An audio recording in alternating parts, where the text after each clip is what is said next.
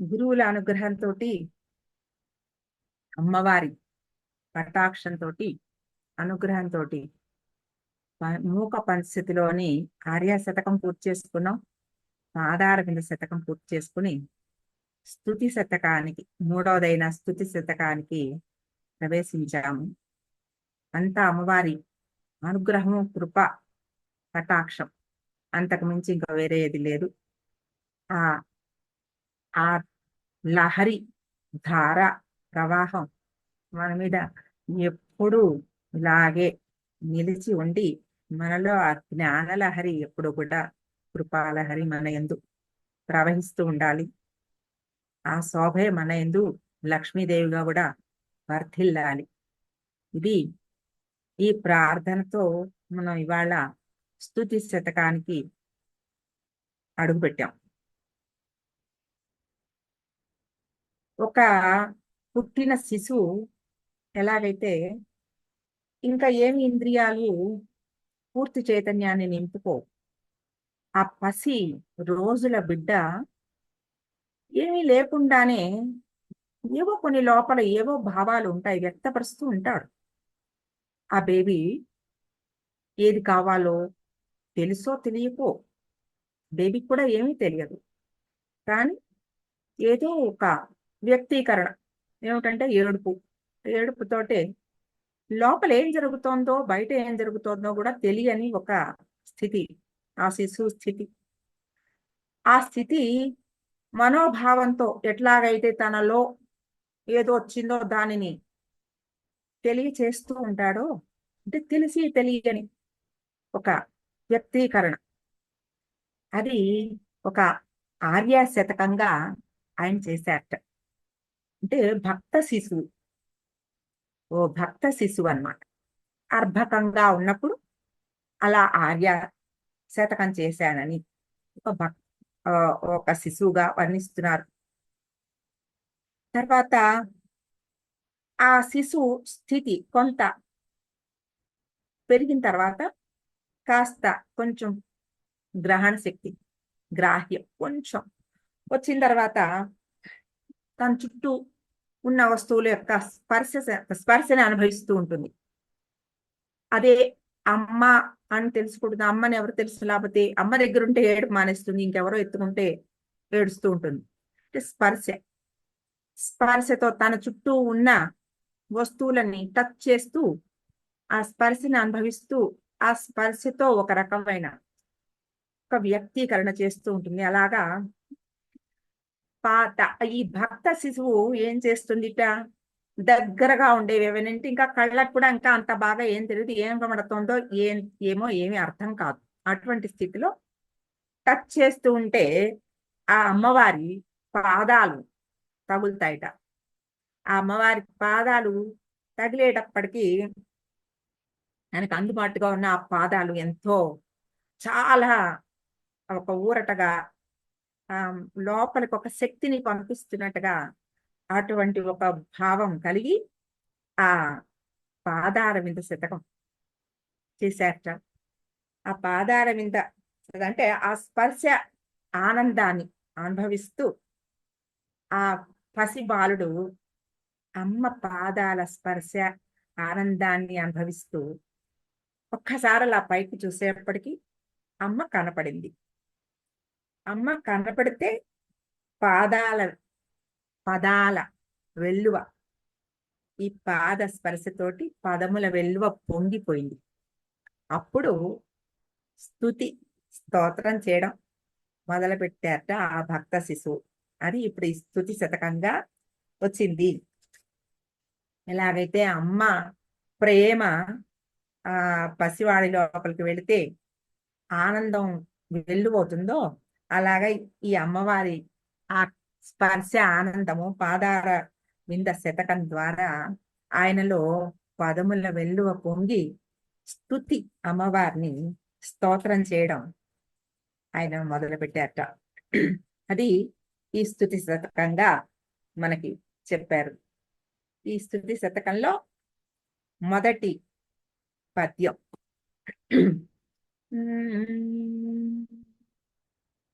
పాండిత్యం పరమేశ్వరి స్తుతివిధౌ నైవాశ్రయంతే గిరాం వైరించాన్యపి గుంఫనాని పిగలద్గర్వాణి సర్వాణి స్తోతుం త్వాం పరిఫుల్ల నీల నళినశ్యామాక్షి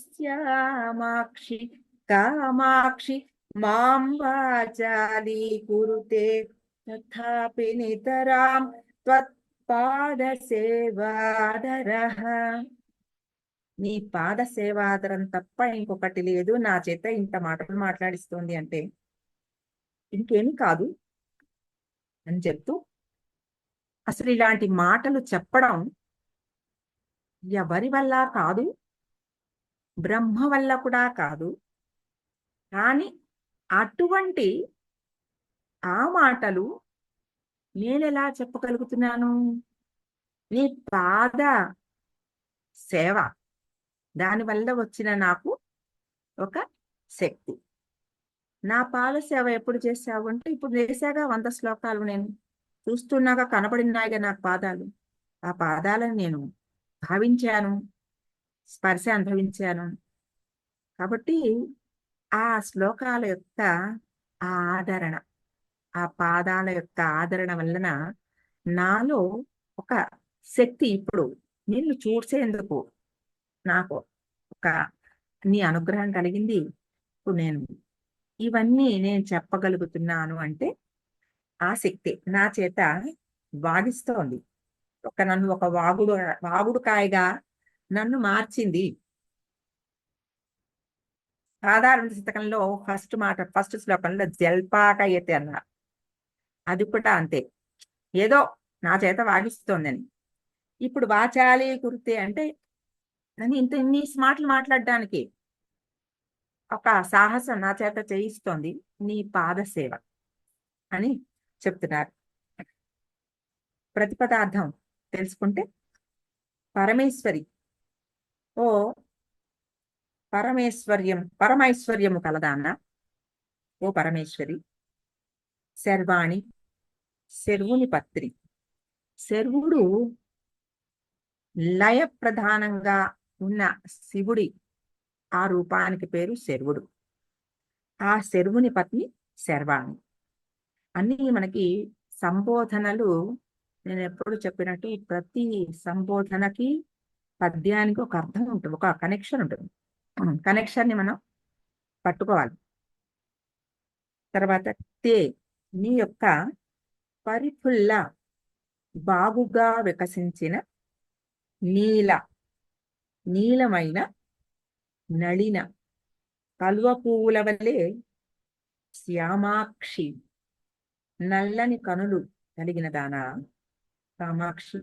ఓ కామాక్షిదేవి, తే నీ యొక్క స్తుతి విధౌ, స్తోత్రం చేయు పద్ధతిలో, అంటే స్తుతించడం అనే ఈ ప్రక్రియని, ఆ ప్రక్రియ యందు వైరించాని అంటే బ్రహ్మకు సంబంధించిన, విరించి అంటే బ్రహ్మ, వైరించాని అంటే బ్రహ్మ యొక్క, గుంఫనాన్యపి అంటే ఆ పద సమూహం, మాటల యొక్క గుంపు అన్నమాట. ఆ వాక్కుల సమూహము కూడా, అంటే బ్రహ్మ వాక్కులు అంటే వేదాలు కూడా విగలద్గర్వాణి. గర్వాణి అంటే గర్వాన్ని, విగలత్ అంటే విడిచినదై. గిరాం పాండిత్యం, వాక్కుల యొక్క ఆ ఆ పాండిత్యం అంటే పాండిత్యమును, అంటే ఒక మాస్టరీ, అది స్కాలర్షిప్. నా ప్లస్ ఏవ ప్లస్ ఆశ్రయంతే, నైవాశ్రయంతే అనే మాటలో నా ఏవ ఆశ్రయంతే, ఆశ్రయించటం లేదు అంటే ఆ మాటలకి కూడా సరిపోవటం లేదు. నిన్ను వర్ణించటానికి, నువ్వు ఏమిటి అని నీ గురించి చెప్పడానికి వేదాలకి కూడా సరిపోవటం. వేదం అంటే మొత్తం అంతా అదే. ఆ అమ్మవారు పాదాల దగ్గర ఆ వేదాలు ఉన్నాయి. ఆ వేదాలు కూడా అమ్మవారిని పూర్తిగా స్తుతించలేవు, వర్ణన చేయలేవు. అటువంటి ఆ స్థితిలో తథాపి అయినను త్వత్పాద సేవ ఆదర, నీ పాద సేవ ఎందలి ఆదరము లేదంటే ఆసక్తి, నాకు నీ పాదముల ఎందు ఉన్న ఆసక్తి, త్వాం నిన్ను, స్తోతుం స్తుతించుటకు, మాం నన్ను, నితరాం మిక్కిలి, వాచాలి కురుతే వాగువాణినిగా చేయుచున్నది, వాగుడు కాయం చేయుచున్నది. నేను ఇంత మాట్లాడుతున్నాను అంటే అది నీ పాదముల యందు నాకు ఉన్న ఇష్టం, ఆ ఆసక్తి, అవి నాకు ఒక శక్తిని ప్రసాదించింది. ఆ శక్తే బ్రహ్మకి కూడా తరంగాని నీ యొక్క స్తోత్రాన్ని నా చేత జయిస్తోందమ్మా. ఆ శక్తి నీదే, నువ్వు ఇచ్చిన శక్తే అని చెప్తున్నారు. బ్రహ్మ కూడా చేయలేడు, కానీ నేను చేయగలుగుతున్నాను. ఎందుకు అంటే నా మీద నీకున్న అనుగ్రహం. అంటే ఇందులో ఒక ఇంపాసిబిలిటీ చూడండి. బ్రహ్మ వల్ల కానిది కూడా ఒక సాధారణ ఒక మానవ మాత్రుడు చెయ్యగలడు. అమ్మవారి అనుగ్రహం ఉంటే ఏదైనా ఎలాగైనా జరిగిపోతుంది. ఆవిడ అనుగ్రహమే ముఖ్యం. దానికి కావాల్సింది ఏమిటి? అమ్మవారి పాద సేవ, ఆ పాద అనుగ్రహం, పాద భక్తి. ఆ భక్తి మనకి అబ్బితే అమ్మవారి అనుగ్రహం మనకు అబ్బుతుంది. అది ఈ పాద సేవాదర అనే మాటలో ఇంకా కొంచెం లోతుగా వెళ్తే మనకి వాగర్థావివ సంపృక్తం వాగర్థ ప్రతిపత్తయే జగత పితరౌ వందే పార్వతీ పరమేశ్వరం అని మనకి చెప్తోంది శ్లోకం. అంటే వాక్కు అర్థము పార్వతీ పరమేశ్వరుడు. వాక్కు ఉందంటే దానికి ఆనుకుని అర్థం ఉంది. అర్థం ఉన్నవే వాక్కులు. ఇప్పుడు ఆయన వాచాలీం కురుతే అన్నారు. ఆ వాచాలీం ఏవి పడితే అవి కాదు. అద్భుతమైన ఈ పాదారంభ శతకంలో చివరిలో ఏం చెప్పారు? జపే నిత్యం అన్నారు. ఎందుకు? అవన్నీ మంత్రాలు కాబట్టి జపే నిత్యం, పఠే నిత్యం అనలే, జపే నిత్యం అన్నారు. కాబట్టి అవన్నీ మంత్రమయాలు, వాటి నిండా బీజాక్షరాలు ఉన్నవి. అటువంటి మాటలు, అది ఆ వాచాలి. అటువంటి ఈ శబ్దార్థాలే పరమేశ్వరి పరమేశ్వరుడు. ఆ పాదాల పదముల ఒక పొందిక, ఒక పద్యం. ఒక పద్యంలో ఇప్పుడు మీరు చూస్తే ఎన్ని లైన్లు ఉన్నాయి? 4 లైన్లు ఉన్నాయి. ఆ లైన్లని తెలుగులో ఏమంటారు? పాదములు అంటారు. సాంస్క్రిట్లో చరణములు అంటారు. పాదములు. ఒక్కొక్క పద్యంలో 4 పాదాలు ఉన్నాయి. ఆ పాదం, ఒక పాదం ఎలా వచ్చింది? కొన్ని మాటలు కూడితే ఒక పాదం వచ్చింది. మీకు అర్థమవుతోంది ఆ కనెక్షన్ ఎక్కడికి వెళ్తోందో? కొన్ని పదాలు కలిస్తే అది ఒక పాదం అయింది. 4 పాదాలు కలిస్తే ఒక పద్యం, కొన్ని పద్యాలు కలిస్తే ఒక స్తుతి, ఒక స్తోత్రం. అంటే ఏమిటి? స్తుతిలో అంతా ఏముంది? పాదాలే ఉన్నాయి. అర్థమవుతోంది ఆ కనెక్షను? ఒక స్తుతిలో పాదాలున్నాయి. ఇప్పుడు ఈ పాదాల్లో వాక్కు అర్థం ఉంది. ఈ పదాలున్నాయి. ఈ పదాలన్నీ ఎవరి రూపాలు? అమ్మవారి రూపాలు. కాబట్టి ఈ పాదాశ్రయ అంటే ఈ పాద సేవాదరహ అన్నారు. పాద సేవాదరహలో నేను ఈ పాదాలన్నిటినీ పోగు చేసుకుంటున్నాను మాటలతో. ఈ పోగు చేసుకుంటున్నవే నీకు స్తుతులు అయిపోతున్నాయి. ఈ స్థుతిలో ఉన్నవన్నీ పాదాలే. కాబట్టి పాద సేవాదరహ అనే మాటలో ఈ అర్థాన్ని కూడా ఆయన ఇరికించారు.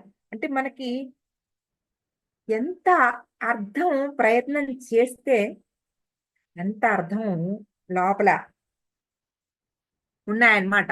కాబట్టి ఒక స్తుతించే పద్యంలో పాదాలున్నాయి. ఈ పాదాలు అమ్మవారివి. వాక్కులు, ఈ వాక్కులన్నీ అమ్మవారివే. ఆ పాదాలు అమ్మవారివి.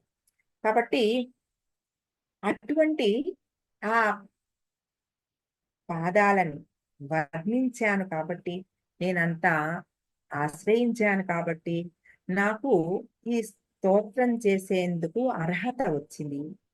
ఈ అర్హత నా చేత ఈ పద్యాలు పలికిస్తోంది, ఈ పాదాలు పలికిస్తోంది. అటువంటి ఈ పాదాలు ఇక్కడ శర్వాణి అని ఒక సంబోధన పెట్టారు. ఎందుకు? వైరించాన్యపి గిరాం వైరించాన్యపి గుంఫనాని విగలద్గర్వాణి. ఆయన మాటలకి కూడా అంటే కవీంద్రాణం అని సౌందర్యలహరిలో కూడా చెప్పినట్టు, కవీంద్రాణం అంటే ఎవరు? బ్రహ్మే. ఏదైనా సరే ఒక క్రియేటివిటీ, ఏదైనా ఒక విషయాన్ని చెప్పాలంటే మాట, వాకు ఇవన్నీ కూడా బ్రహ్మ నుంచి వచ్చినవే. ఆయనే క్రియేటర్. కాబట్టి ఆ బ్రహ్మే ఏదైనా చెప్పగలడు. ఇంకా బ్రహ్మని మించిన వాళ్ళు ఎవరు లేరు. ఆ ఆ స్థానానికి ఏదైనా సరే టు ద బెస్ట్ చెప్పగలుగుతారంటే ఆయనే చెప్పగలడు. అటువంటి ఆ బ్రహ్మకి కూడా ఆ గుంఫనాని, ఆయన చెప్పే గిరాం గుంఫనా అని చెప్పి ఆయన మాటల్ని కూడా అవి తోసేస్తోంది.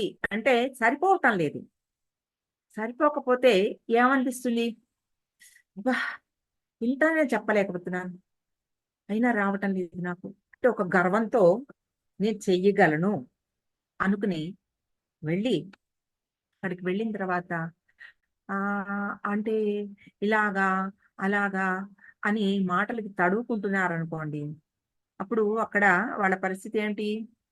వాళ్ళల్లో ఉన్న నేను చేయగలను అని వెళ్ళిన ఆ గర్వం మొత్తం పూర్తిగా పోతుంది కదా. అలాగే బ్రహ్మకి కూడా ఏదైతే శృతులు, శాస్త్రాలు, ఇవన్నీ వేదాలు, ఇవన్నీ కూడా ఆయన ఆధీనంలోనే ఉన్నాయి. అమ్మవారి తర్వాత ఆ పాదాల కింద బ్రహ్మాధీనంలో ఉన్నాయి. కాబట్టి బ్రహ్మకే చేత కాకపోతే ఇంకెవరి వల్ల అవుతుంది? ఆయన వల్ల కూడా కాలేదు. ఆయనకి కూడా చెప్పలేకపోయానని అవిగలద్ గర్వాణి. ఆ పూర్తిగా ఆయనలో కూడా నా వల్ల కూడా కావటం లేదు అని ఆయన వదిలేశారు. అక్కడ శర్వాణి అన్నారు. ఎందుకు? ఎవరిలో అయినా ఏదైనా ఒక సృష్టించాలి అంటే, ఏదైనా ఒక కొత్త పని చెయ్యాలి అంటే వాళ్ళలో ఆ కార్యం పట్ల ఫస్ట్ కావాల్సినవి ఇచ్ఛాశక్తి, జ్ఞానశక్తి, క్రియాశక్తి, ఈ మూడు రావాలి అంటే ముందర నాకు ఏమీ రాదు అనేది ముందర వాళ్ళకి తెలియాలి. నాకు అన్నీ వచ్చు అనుకుంటే సర్వం వచ్చు, ఏమి రాదు. కాబట్టి ఆ పూర్తిగా వాళ్ళలో నాకు ఏమీ రాదు అనే విషయాన్ని వదిలేసుకున్న తర్వాతే ఇచ్చా, జ్ఞాన, క్రియ మూడు కూడా వృద్ధి అవుతాయి. అది వదలకొట్టడానికి శర్వుడు లయకారకుడు. ఆయన మనలో ఉన్న త్రిగుణాలు వదలగొడితే తప్ప, మనలో మూడు మూడుగా ఉన్నవన్నీ కూడా రజసత్వ తమో గుణాలు, వీటన్నిటిని కూడా వదలగొడితే తప్ప సరైన రజోగుణం రాదు. తమో గుణంతో కూడిన రజోగుణంతో నేను చేశానని ఒక గర్వం వస్తుంది. సత్వగుణంతో కూడిన రజోగుణం ఉండాలి. ఇది ఎప్పుడు వస్తుంది? మనం అంతా అమ్మవారికి అర్పణ చేసినప్పుడు అప్పుడు మనలో వచ్చేది సత్వంతో కూడిన రజోగుణం. అప్పుడు వచ్చినవి ఏవైనా కూడా ఎప్పుడూ నిలిచి ఉంటాయి. అది అక్కడ ఆ లయకారకుడైన శర్వుడు మనలో త్రిపురహరుడు కదా ఆయన. మనలో ఉన్న మూడు మూడుగా ఉన్న వాటిని అన్నిటినీ కూడా ఆయన నాశనం చేయగలడు. కాబట్టి అటువంటి శర్వుని యొక్క భార్య ఆ శర్వాణి మనకి ఆ ఇచ్ఛా జ్ఞాన క్రియాశక్తుల్ని ప్రసాదించి మనలో కూడా అటువంటి ఆ భావాలని ఇప్పుడు వారు చెప్పిన విషయాలని అర్థం చేసుకోవడానికి కూడా మనలో అటువంటి ఆ ఆకళింపు శక్తి కావాలి, గ్రాహక శక్తి కావాలి. అవన్నీ మనం గ్రహించాలి. వింటున్నది అర్థమైపోవాలి. ఆ గ్రాస్పింగ్ పవర్ అంటారు చూసారా, ఆ ప్రజ్ఞ మనలో రావాలి. అంటే శర్వాణి మనల్ని అనుగ్రహించాలి. చెత్త తీసేసి మంచి విషయాలు తీసుకునే ఒక శక్తిని, ఆ ప్రజ్ఞని మనకి అమ్మవారు ఇవ్వాలి. అటువంటి ఆ శక్తిని నాకు ప్రసాదించు అని మనం కోరుకోవాలి. ఆయనకి నాకు అటువంటి శక్తిని ఇచ్చావని ఆయన చెప్తున్నారు. స్తోతుం తే స్తోతుం త్వాం పరిపుల్ల నీల నళిన శ్యామాక్షి. అమ్మవారిని ఒక రంగు చెప్తున్నారు ఇక్కడ. అంటే నీల నళినం, నల్ల కలువలు, అటువంటి నల్లటి కళ్ళు అమ్మవారివి. ఆ కళ్ళ గురించి వర్ణన చేస్తారు. ఇప్పుడు మొత్తం శరీర వర్ణన ఉంటుంది. ఇప్పుడు అన్ని రకాలుగా అంతా ఇంత అమ్మవారిని చూస్తూ స్తోత్రం చేస్తున్నారు కాబట్టి ఒక్కొక్క శ్లోకంలో ఒక్కొక్క వర్ణన వస్తూ ఉంటుంది. అటువంటి ఆయన ఒకలాంటి ఒక బ్లూ కలర్ ని, నీల వర్ణాన్ని ఈ శ్లోకాల్లోకి మొదటి శ్లోకాల్లో చెప్పారు. అమ్మవారిని మామూలుగా మనం ఎరుపు రంగులో వర్ణన చేసుకుంటాం, కానీ ఇక్కడ మనకి చేస్తున్నప్పుడు ఈ ఈ రంగు నీలి కలువలు, నీలవర్ణము, ఇవన్నీ దేనికి? రాజశ్యామల అంటే జ్ఞాన స్వరూపం. ఆ జ్ఞాన స్వరూపాన్ని మనకి ఆ అన్యాపదేశంగా చెప్తూ ఉన్నారు. ఆ రంగులు మనకి చూపిస్తూ ఉన్నారు అన్నమాట. అటువంటి పరిపుల్ల నీల నడిన శ్యామాక్షి, అటువంటి నల్లటి ఆ కళ్ళు అందమైన పరిపుల్ల పూర్తిగా విచ్చుకుని ఉన్నాయి. అరమోడు కళ్ళలో లేవు. అరమోడు కళ్ళతో ఉంటే ఏంటి? కొంచెం బాహ్య ప్రపంచంతో సంబంధం లేదు. శివుడు అర్ధనిమీలిత నేత్రాలతో ఉంటాడు కదా, ఆయన ధ్యానంలో ఉంటాడు. అమ్మవారు పూర్తిగా కళ్ళు విప్పార్చి ఉంటుంది మీరు ఎక్కడ చూసినా. ఎందుకంటే పోషణకర్త, ఆవిడకి తల్లి కదా, పోషణ భారం ఆవిడదే. అంతా గమనించుకుంటూ ఉంటుంది కాబట్టి ఆవిడ పరిపుల్ల నీల నళిన శ్యామ, చందమైన కళ్ళు అలా విప్పార్చి పూర్తిగా అలా గమనించుకుంటూ ఉంటుందన్నమాట. అటువంటి నీవు మాం వాచాలి కురితే, నన్ను ఒక మాట్లాడేవాడిగా చేస్తున్నావు. తథాపి నితరాం, చాలా ఎక్కువగా మీకు నితరాం అంటే మిక్కిలి ఎక్కువగా నేను ఇది బ్రహ్మకే సాధ్యం కాలేదంటే నాకెలా సాధ్యం అవుతుంది? ఎందువల్ల సాధ్యమైంది? నీ పాద సేవ ఆదరమే.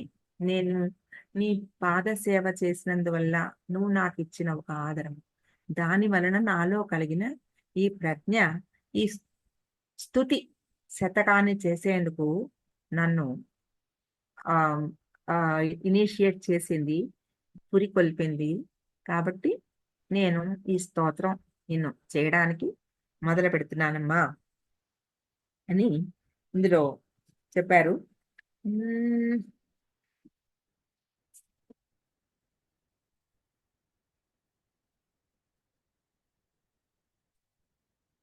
పాండిత్యం పరమేశ్వరి స్తుతి విధౌ నైవాశ్రయంతే గిరాం వైరించాన్యపి గుంఫనాని విగలద్గర్వాణి సర్వాణి తే స్తోతుం త్వాం పరిపుల్ల నీల నళిన శ్యామాక్షి కామాక్షి మాం వాచాలి కురుతే తథాపి నితరాం త్వత్పాదసేవాదరః.